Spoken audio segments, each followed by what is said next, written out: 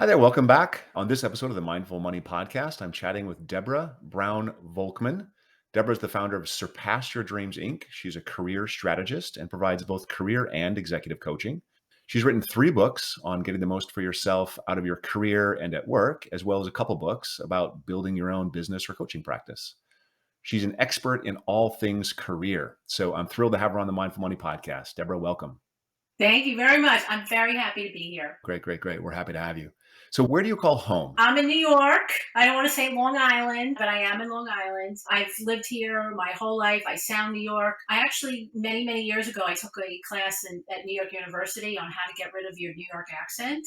And what I realized at the end of the class is I don't want to. A New York accent is amazing. It's fun. It has energy. And that the goal in life and in your career is to truly be yourself. And I know lots of New Yorkers, and I have a hard time verbally keeping up with any of them. So I hope to keep up today. Absolutely. So just as a kind of a softball here to launch into it, I wanted to ask about what did you learn about money or entrepreneurship when you were growing up? Well, I am the first person in my family to go to college. I am the first person in my family to have a business. So there's a goal oriented piece for me. I learned different lessons. I had a father who never went to college. He didn't graduate high school. He worked for the New York Post. He drove a truck for 49 years. He was the second in line in the union and he made really good money. So on one hand, I had a father who made good money and provided for his family. So I never really went without. But on the other hand, I had a mother whose family grew up in the Depression. And so she was very afraid of money. So they always, it's like a little bit of this, which is a generosity piece, but there's also a scarcity piece. And earlier in my life, I went back and forth between the two. Can you point to like a single experience, something that happened, as a child that became one of the building blocks of what you might refer to as your money story today? What comes to me really is, my father and how generous he was. Like when I wanted to go to college, he saved for that. Like he took the bonds out of the bank to pay for my school. He said that you will not go you will not have to pay for that. You will not have to have loans. So I think that really stuck with me because to go above and beyond for your child like that, which he really didn't have to do, like that was money that he probably could have used to give it to me.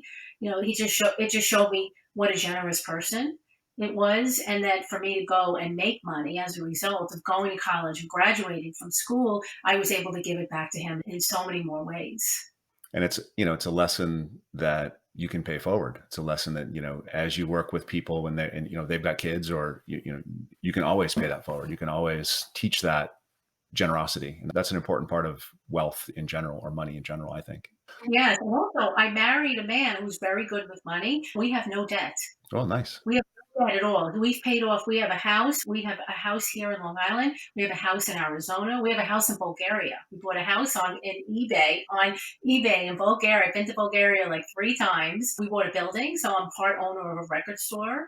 He's paid off the house. He's paid off the cars.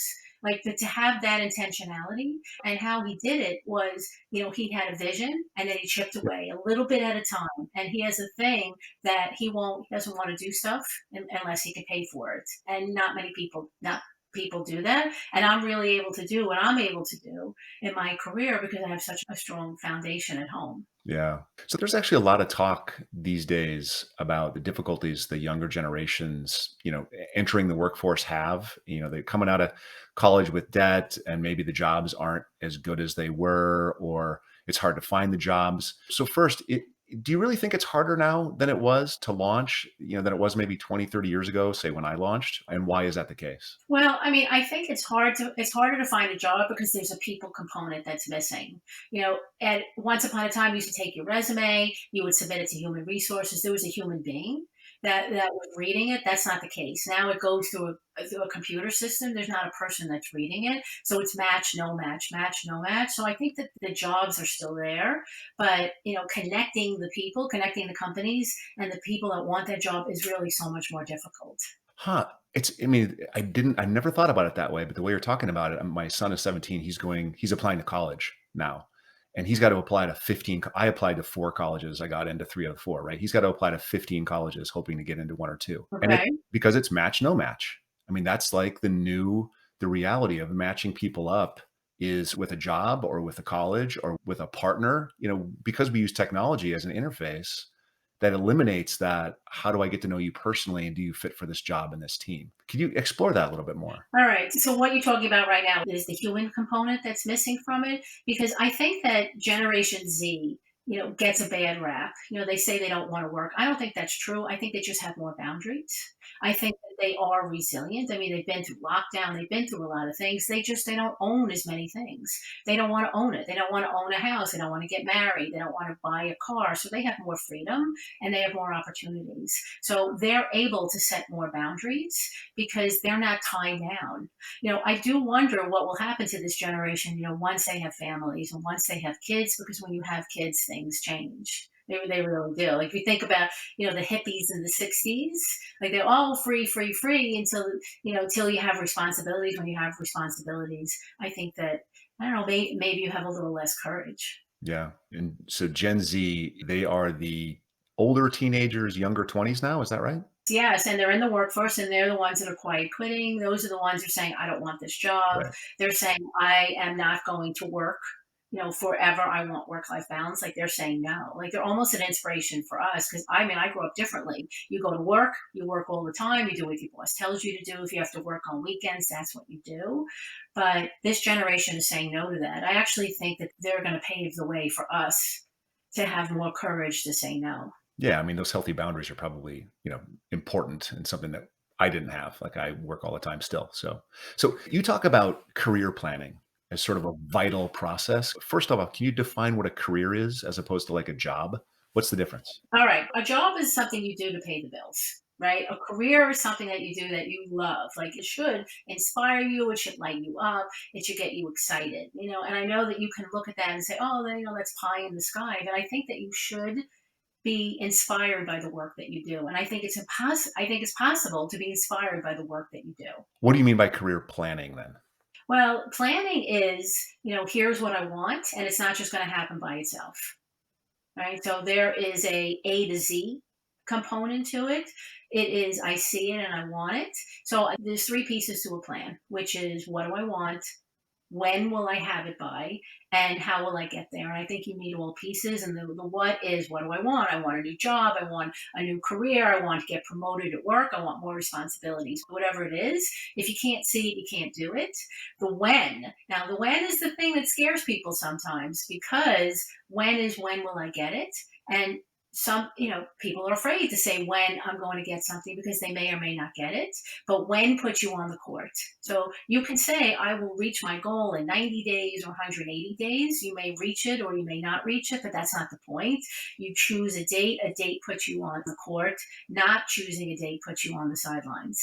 And then the what is the specific steps that you will take to get there. And then there's a whole component of breaking it down into smaller pieces and prioritizing and doing one thing at a time.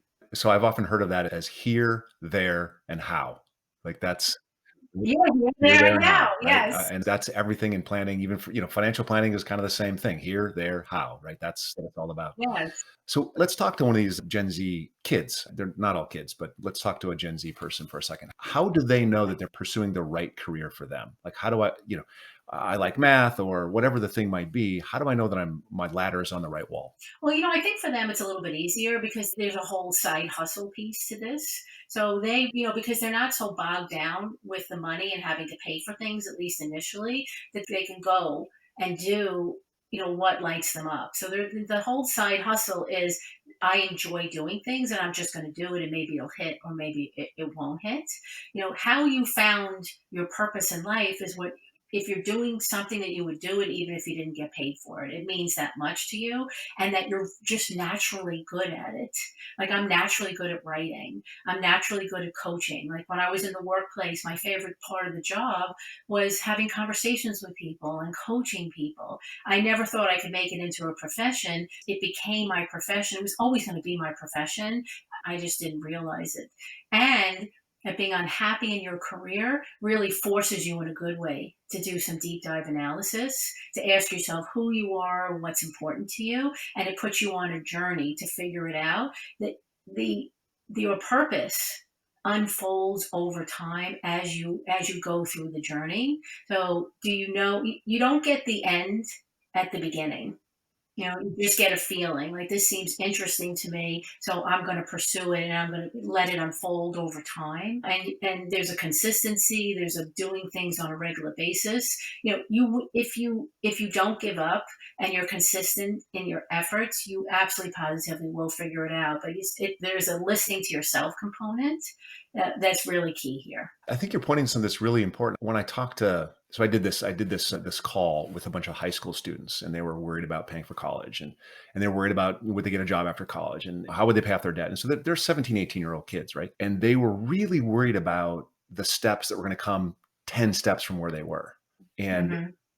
not really grasping with right now, you're going to be fine. Right now, you're doing this. It will develop into that.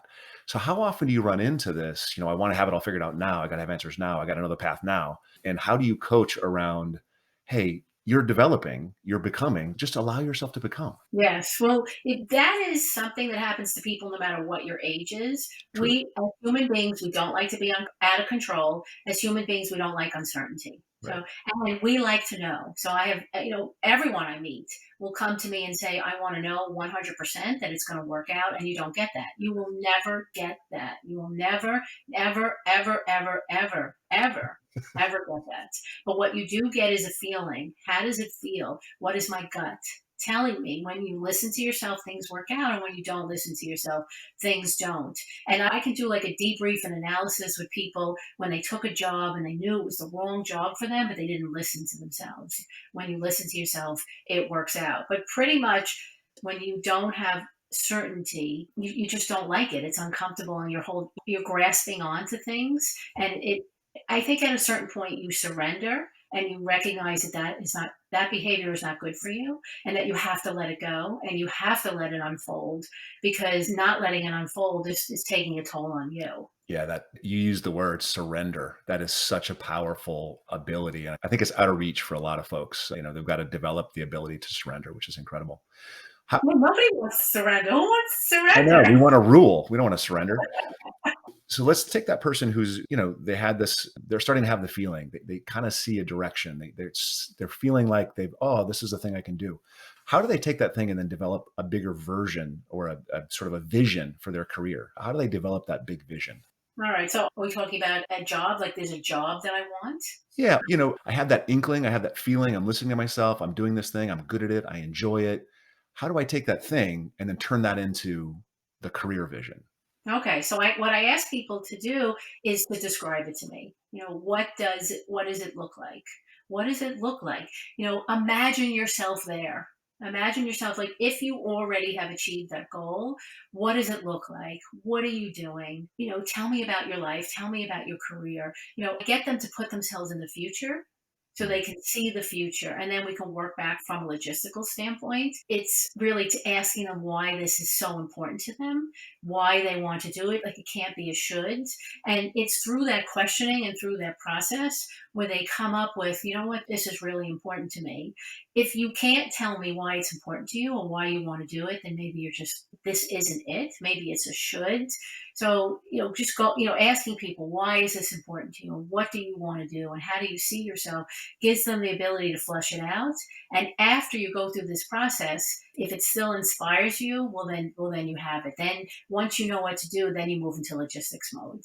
Yeah, this is one of the things that it points to the importance of coaching, because you sitting alone in my room or in my office or whatever, I may not know how to ask those questions. I may not know how to develop that idea. And so having a coach sort of point it out to you, and I know tons and tons of actually absolutely fantastic coaches, and they're all very, very helpful. I have two coaches myself, and I've had two coaches for a long, long, long, long time. So I believe in it. Absolutely. Holding accountable is important. So I want to talk about this idea of being underpaid. I think there's Okay. quiet resignation happening. I think that there's people that feel like they deserve more. And I'm wondering about that feeling. Is it always the case that they deserve more? Or is in some cases, that feeling is, you haven't put in the work to deserve more. And when you run into someone and they're saying, hey, I feel like I'm underpaid, how often is it one versus the other? Well, I think it's an internal thing also. I feel like I'm being underpaid. I'm doing great work, and I just know internally that I'm not getting paid for it. I mean, there's an outside criteria where you can check, you can look at job descriptions, you can check salary sites, like you can look from an outside perspective to see if you're being underpaid or not being paid enough. But there's an internal thing, which is I know that I'm worth so much more. Are there signs? I mean, I know there's the feeling internally, I know I'm worth more, but is there signs that you might be underpaid? How would I tell objectively? Yeah, I think that's the external research that you would do. Like you have the websites like Glassdoor.com and Payscale.com, and also job descriptions are starting to have more pay transparency. There's more states. For a long time, a job description has goes into great detail of what they want you to do. I mean, there are times I look at some of these things and I wonder how are people even going to sleep at night? There's so many things on this list, very, very detailed, but pay, it's not there. So, some of the states are now stepping up and you can see what it is. So you can see that you're being underpaid. Indeed, right now, if you apply Indeed.com, if you apply for a job, even if it's not listed, they'll tell you based on what they believe, this is the salary that you should be paid. And it's good to have that outside validation because it gives you a little bit more courage to ask for it. For a long time, like you would know you were being underpaid, like you just knew it, but you didn't really have anything to hold on to. But the research now gives you the ability to walk into someone's office and say, here's what I'm doing, and I'm not getting paid enough. And just on a side note, I think that companies did not want to put pay into job descriptions because if I have this job already and I see that it's paying a certain amount of money, I'm going to come to you. I'm going to come to you. And a lot of times people are underpaid. And they didn't know it going in, but they'll know it now. Is it normal to be underpaid? I mean, is it 50% of the workforce, 10%? I don't know how to even measure that, but is it normal? No, I mean, there's no research that I've come across, but if you don't know what something costs, and if you don't know what something costs, like how are you going to know? So you can ask them, like if you work with a hiring manager or a recruiter, they'll tell you what the job is paying. If you work with a company, they Mm. won't. So you don't know. So they'll ask you, well, what were you paid at your last job? And I don't think it matters what you were paid in your last job. You want to get paid what the job is paying, what the job is worth. Like if you were a volunteer and you were getting paid nothing, does that mean you get paid nothing again? So, I mean, I don't know from a research perspective, but I do think it's much easier to find out that information now. And I think it's a change for the better. So do you think in terms of the percentage of the workforce that suffers from being underpaid, do you think it's worse today than it was 10 or 20 years ago? Or do you think the transparency has made it better today than it was 10 or 20 years ago? I think it's better. Oh, I great. think information is power. And if you know and you can research and you can walk into an interview and say, an employer will say to you, how much do you want to get paid? And you can say, based on my research, I see the job is paying from this to this. Are you paying this? And you don't have to answer the question. There's no need for you to answer the question of what you've been paid previously. It makes no difference. Yeah, and I think some states are making it illegal to ask the question. I believe that's the case. I'm not in the same space, but I think I've seen that rule in California specifically. Yeah, but there's really no way to prove that. How do you prove? Yeah. No, right. You're going on a job interview, you really want the job. What are you gonna do? Turn them Yeah. in? True. So this is an impossible question, and I'm just going to admit that right. Okay, well, I like multiple questions. Is there a reason people are underpaid? I mean, we're talking about transparency, but who do we blame for this? How much of it is the employer's fault? How much of it is employees are afraid to ask? Or are there systemic reasons, like the transparency issue, that there's a large swath of people that are underpaid? Okay, so I think that's getting better because of the transparency. I mean, that truly has to make it better. So go back to the question again. That was like a three-part question. Yeah, the gist is, who do we blame? Like, who do we blame?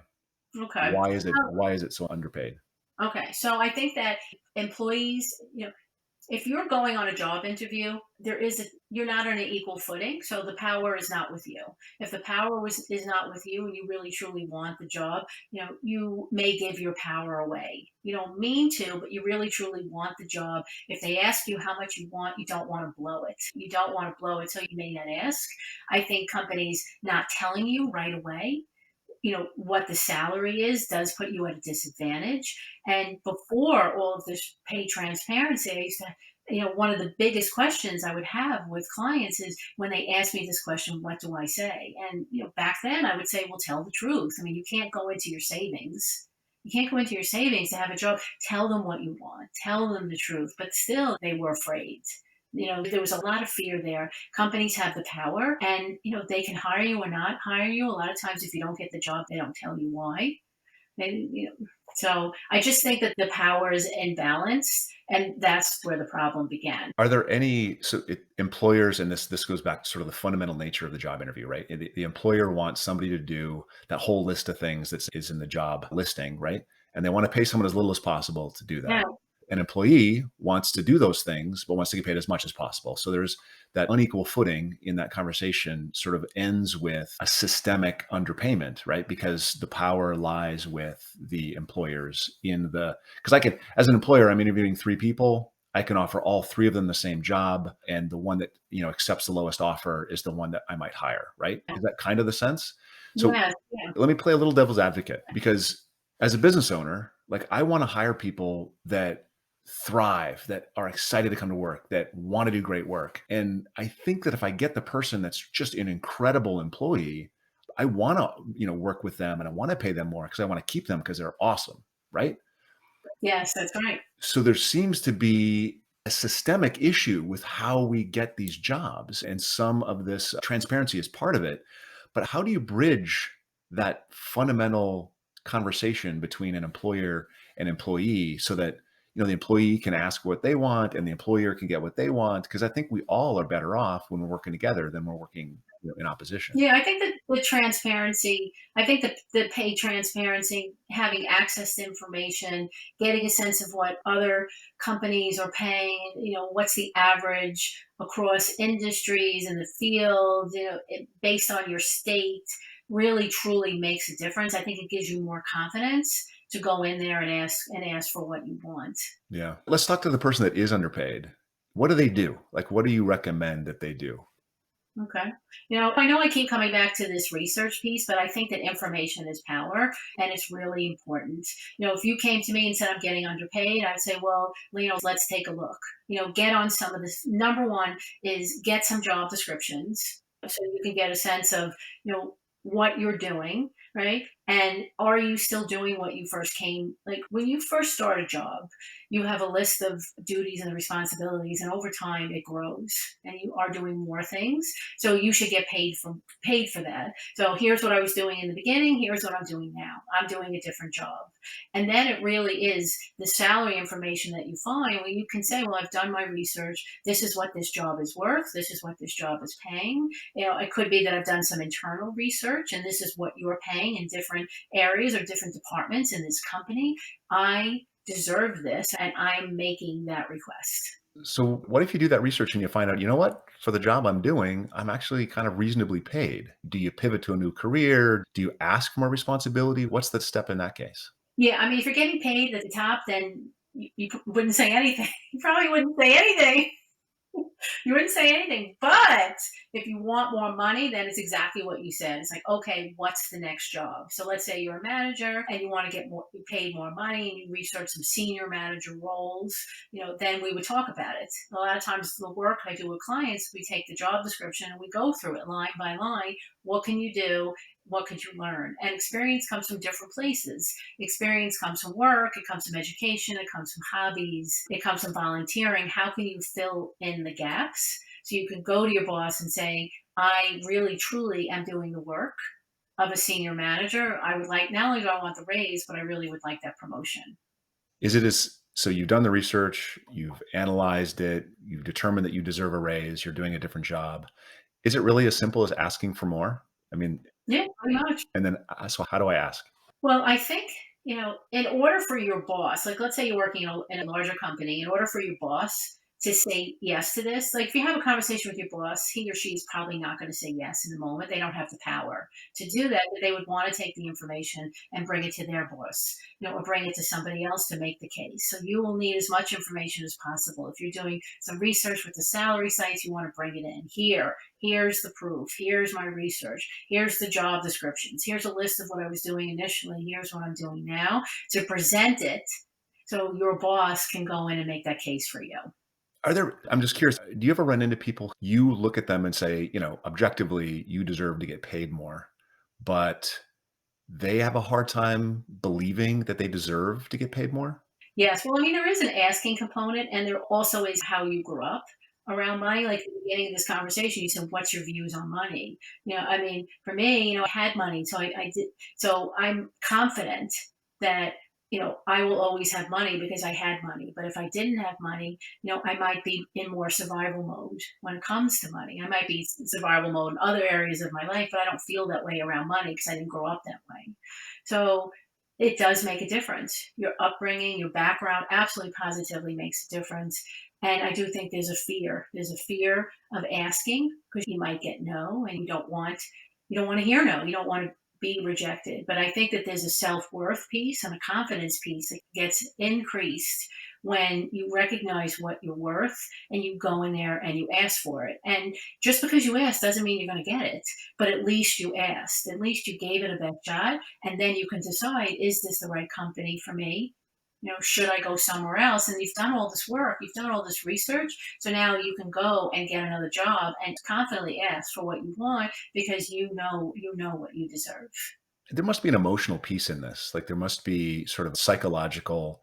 How do you empower somebody who has a hard time making that ask to actually make that effort? I know it's do the research, you have the data, but then there's this emotional hurdle, to going in and making the ask because you're scared, psychologically they have the power. How do you empower them? Well, I let them talk, right? So I believe that people don't do things for two reasons. One, they're afraid of something, and the second is they don't know how to do it. I never start with logistics. Logistics is, the research and how you can do this. We talk about fear. What are you afraid of? And then I'll just say, what else are you afraid of? Well, what else? What else are you afraid of? And fear only has power over you when it's a secret. Right. So getting it out, believe it or not, getting it out and saying it is how it goes away. Because as people are saying, what else? What else? What else? Then what they start to say to me is, what am I afraid of? Or, oh, it sounds so ridiculous. But when it's in here, it holds you back. But when you say it and it gets out, it just disappears. It disappears. And then once you're not afraid anymore, then you can move into logistics mode. But I don't start with logistics because you can't. If you're afraid, it doesn't, I mean, I could actually walk into your office, your boss's office, and ask for you. It doesn't make it different. It won't work, unless you're no longer afraid or it's out. Once it's out, you're like, okay, let's rock and roll. So what are fears? Like what are people afraid of? No, you're going to hear no. Yeah. I mean, that they might find out. So I think that they're afraid of what they're going to hear. So I believe I'm doing a good job. Maybe my boss will say I'm not doing a good job. Maybe sometimes I feel like an imposter, and that is going to be validated for me. Maybe if I ask, especially on a job interview, I'm going to lose the role. I really want this role. This is my dream company. This is where I want to work. I'm going to blow it, and I'm going to lose something, and it's going to be my fault. And does that happen? I mean, if you do, are there instances or is there stories about people who have, been in the job interview and asked for too much and then they've said, well, we're never going to hire you for that. I mean, or is it usually, Yeah. Sorry. Yeah. I mean, people have lost roles yeah, over it. But as I was saying earlier, you can't go into savings. right. You can't go into savings. You can't get paid. Like, you need a certain amount of money, and you don't want to underpay an employee. Like you can get it, and you're like, oh well, I got that person for less money, but there's always going to be something missing. You're not going to start this job in a great way. Like you're not going to feel good. And if you're not going to feel good, you're not going to put your all into this job. And you'll probably go and look for another job because you don't really truly feel appreciated. Like you just know, like if you want, let's say $75,000 and they talk you down to 70,000, there's always going to be something missing for you. You are not going to give your best. If you want 75 and they give you 80, you are going to rise for that job. You're going to go above and beyond. They're going to get so much more than that $5,000, by giving you a little bit more. Yeah, and almost always better if the employer surprises on the upside. I mean, in my experience, you get a lot more out of your employees if you're not waiting for them to ask. If you're noticing, hey, you did a great job on this. Let's increase your compensation. If you right, because they're going to be much more excited to come to work. They're not going to be worried about making ends meet because you're surprising on the upside as an employer. Well, I mean, imagine your boss comes to you and says, "I went to bat for you." Like I'm giving you a great review. I'm going to bat for you. And, across the board, it was a 4% raise, but you're getting 5%, you're getting 6%. I fought for you. Whether you might not be happy with the 6%, like maybe you want 10% because it's what you said earlier. Employees will always want more. I mean, that's it. We always want more. But to have someone come to you and say, "I went to bat and I did the best that I could," there's a loyalty factor that you will have in this person. So three of your books are about, getting more out of work, and two of them are about, sort of your side hustle or building something yourself. Is that intentional? Do you work with people and say it starts off trying to get you better job, better work, better compensation, and then if it doesn't work out, hey, there's this other option, or both at the same time, or how did you come up with those sort of two different buckets? Well, I mean, for me, I'm a career and executive coach. I help people find new jobs, new careers, and challenges in the workplace. Right, the workplace was challenging for me. I thought it was a little crazy, and it was crazy. The workplace is a little crazy. So I said, I'm going to find a career I love. I'm going to find a career I love, and then I'm going to help other people do the same. And that really was the basis for all of this. The umbrella for me is career. So some of my books are around getting a new job, and some of them are around a new career. So where you are in the spectrum is in different places. Sometimes you have a job and you want to continue working for someone else. Sometimes you want to work for yourself. Sometimes you're working for yourself and you want to go back in. So a lot of my work and a lot of my writing really is around covering the basis, around those things. And you're an entrepreneur yourself. You have a coaching Yes. business, and I think you also said, and I read this somewhere as well, that you're a partner in a vinyl record store. Is that true? Yes, yes. So I'm a co-owner. My husband loves records. We bought a building, which is paid off, completely paid off. He has the I fund me. He believes in I fund me. So while he was working, he bought the building and paid it off and refurbished it. So at a certain point, he's going to retire and he wants to work in the record store full time. But it was a very smart thing that he did. So the downstairs is the record store and upstairs is two apartments. So it's income generating. So it's a great idea. And it's only open on Sundays because he's a lawyer during the week and he's a record store owner on the weekends. So and I'm co-owner. I'm co-chief of vinyl, and it's like two different worlds. Like the record store people are cool. Like they come in and they tell you story. Like music, brings you back to a certain time and a certain memory. And people come in, they share their memories, they share their dreams, they tell you about a concert that they've been in. I think it makes our marriage more interesting, and I think it makes life just a little bit more interesting. This is a bit of an aside from our conversation, but I have a couple clients that are, I think one client's got like 15,000 records, and I'm like, wow. And I'm sure your husband's kind of the same, right? There's just so many records, and if you have a store, cool. Vinyl's kind of coming back too, so it's kind of a sexy hobby as well as having a small business with it. It's pretty neat. Yeah, yeah, because during COVID we had to shut down, which was okay. I mean that's what we did. But then when we reopened up around Christmas time, a lot of people got record players. So it's like the business afterwards just opened up because so many people had it. But there was a lot of vinyl, and then vinyl stopped, and there's a whole period of time where you can't get a record. Like they only did CDs. So if you want a record or something, you can't get it because it just didn't make it. And now what they're redoing is they're repressing it. They're repressing it. But I mean, look at that for career planning. He is a lawyer by day. He does the record store only. It's only open on Sundays from 11 to 5. And that the goal, since he paid down his debt, and our debt, is to segue. into the record store. The record store is already up, it's already built, it's already making money, everything's paid down. So he will be able to shift into a different type of career for him because of all of that financial planning. Yep. That's career downsizing. I love it. Into something you want to do and love to do more, right? That's great. Yeah. So I want to actually give somebody some actionable steps. And we've already given them a lot of actionable steps, but I want to get really specific.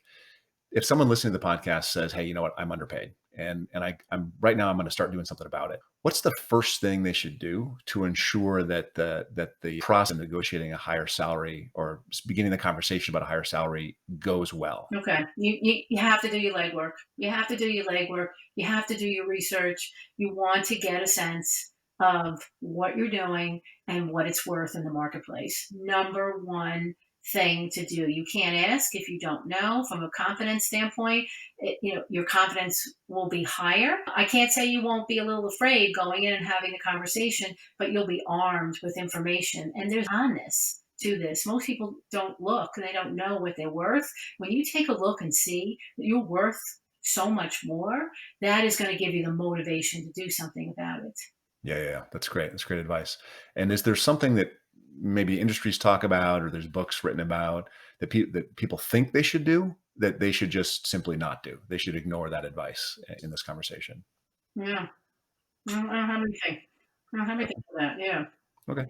As we get closer here to wrap, what are you working on now? Yeah, book in the works. What are you working on? I have launched a online career goals program. It's called I Am Serious About Reaching My Career Goals.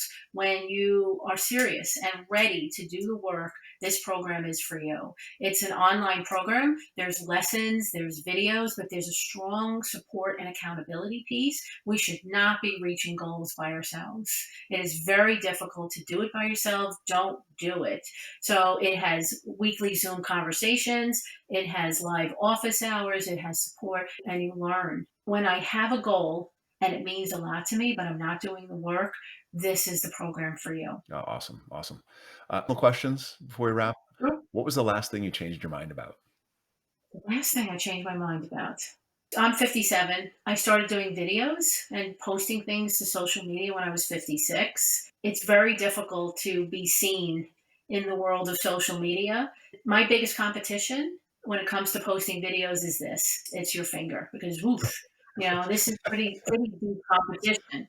So I go back and forth a lot. Should I stop? And I just went through that again. Should I stop doing this? And I was going to stop. And I changed my mind and said, I will not. And have some traction? I want to develop more traction, or what made you change your mind? Because I have a message that I want to share with the world, and it's not really about me.